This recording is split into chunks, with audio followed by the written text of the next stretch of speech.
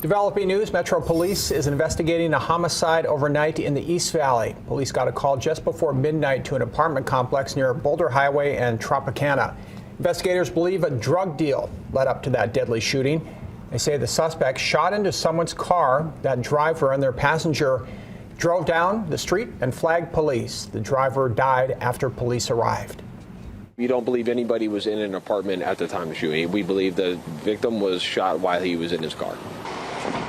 So far, no arrests have been made. Stay with Fox 5 for any updates.